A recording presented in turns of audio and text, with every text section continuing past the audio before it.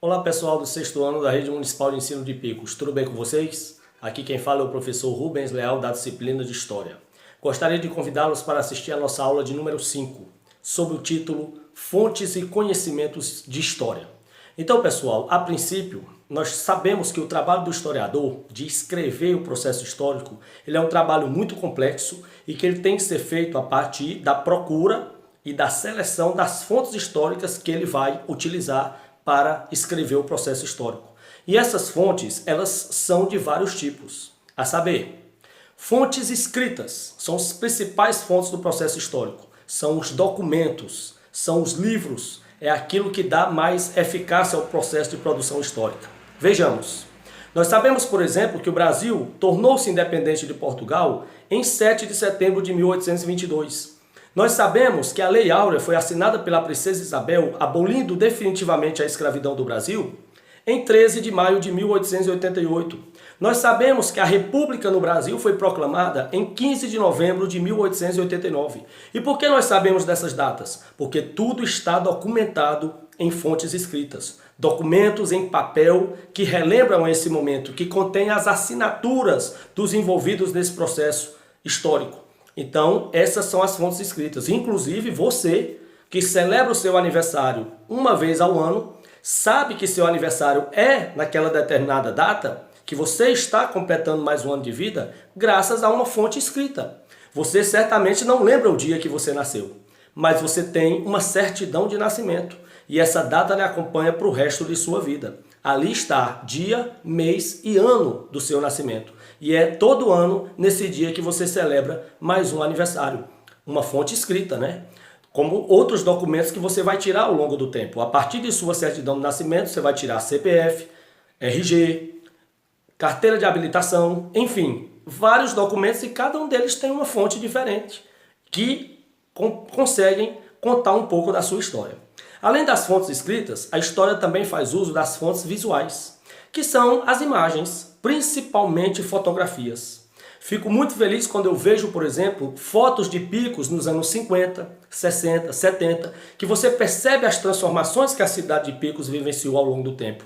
As fotografias daquela época são fontes visuais, que você pode encontrar em livros de história ou no Museu Oswildo Albano, e você vai ver, por exemplo, que predominava em Picos uma vida pacata, muitas roças, poucas casas, ruas e avenidas sem trânsito, tudo bem diferente do que é hoje. Então a gente pode acompanhar esse processo histórico, essa evolução, através de uma fonte histórica visual, fotografias da época, né?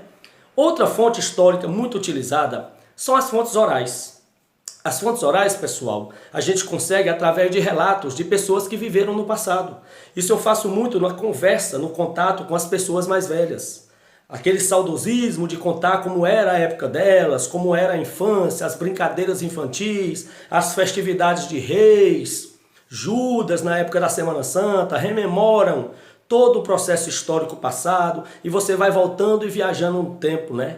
Como foi aquela enchente de 1960, a passagem dos revoltosos por Picos, a Coluna Prestes, a construção da rodovia transamazônica, a chegada do terceiro BEC, tudo isso a gente tem também através das fontes orais, que são os relatos das pessoas que vivenciaram esse período. E conversando com os mais velhos, nossos pais, nossos avós, bisavós, eles podem contar um pouco de como era a cidade, os causos daquela época, né? Tradições daquela época, folguedos daquela época, fontes orais ajudam a conhecer também esse processo histórico. E finalmente, o quarto tipo de fonte são as fontes da cultura material. Fontes da cultura material, pessoal, são as culturas que foram desenvolvidas ao longo do processo histórico em determinada sociedade, em determinada comunidade. Por exemplo, carnaval a gente já lembra de trio elétrico. E qual a origem do trio elétrico? Carnaval é uma cultura material. Dodô e Osmar, em Salvador da Bahia, pegaram um carro e adaptaram e transformaram num carro de som ambulante.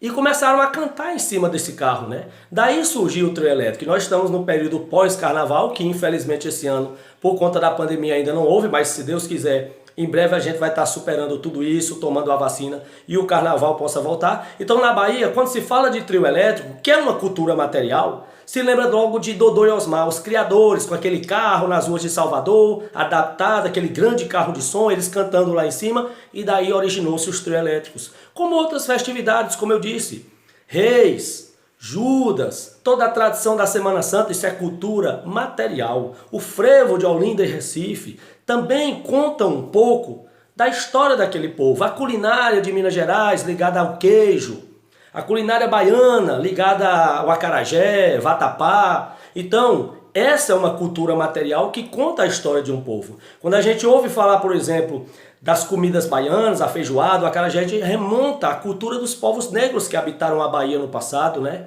A tradição do churrasco gaúcho trazido pelos europeus. Então, até a culinária é uma fonte da cultura material que conta a história de um povo.